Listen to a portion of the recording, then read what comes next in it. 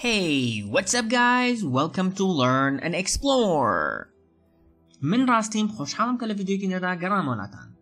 لم ویدیو دا باسی پنج ایدیمی ترکین که ایدیمکانی امرو هموی درباره پاره و اوشتانه. اگر باشی یکم نبینیو لو کاردی سرادا بینری باشی یکم بو استش بعدس ببکین. یکم ایدیمی امرو من pay an arm and a leg for something. Pay an arm and a leg for something.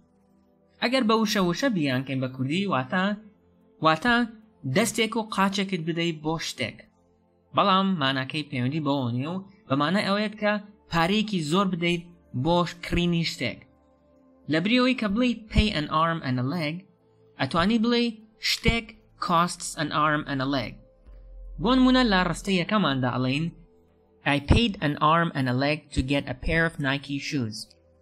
I paid an arm and a leg to get a pair of Nike shoes. Wata parێکی زۆرم دا بۆ کڕینی جووتێک پێڵاوی Nike.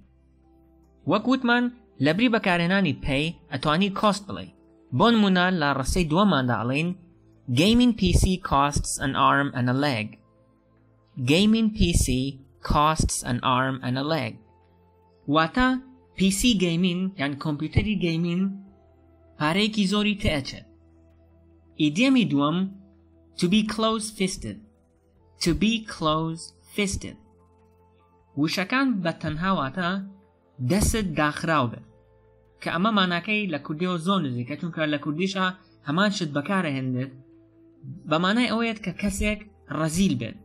To be close-fisted واتە کەسێک کە ڕەزیل بێت. لە کوردیشە بە هەمان شێوە ئەمە بەکارەهێنین کەسێک کە ڕەزیل بێت ئەتوانی پێی بڵێ دەست داخراوە یان شتێکی لە باوەتی پێڵن و کەسێکیش کە ئەو نیە پارە زۆر سەرف بکات و ئەو بێت پێوترێت دەستکراوەیە. ئەمە لە کوردیشە هەمان شت بەکارەهێنرێت.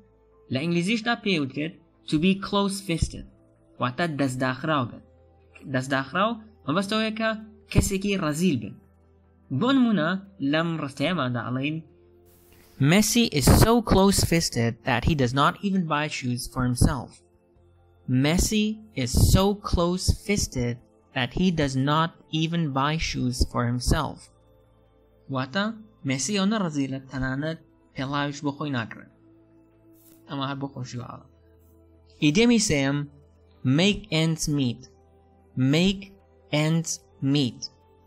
Am idema ba ma'na wet ka tana ona para pafket ka bashi oni khwardin و كريو أو شتانا بكات يعني بارل أونا بياناكي كا لب منتو تنا أونا بياكي كا صرفي بكيتو طاو بون منا ألين I don't make much money from my job as a teacher but I am able to make ends meet.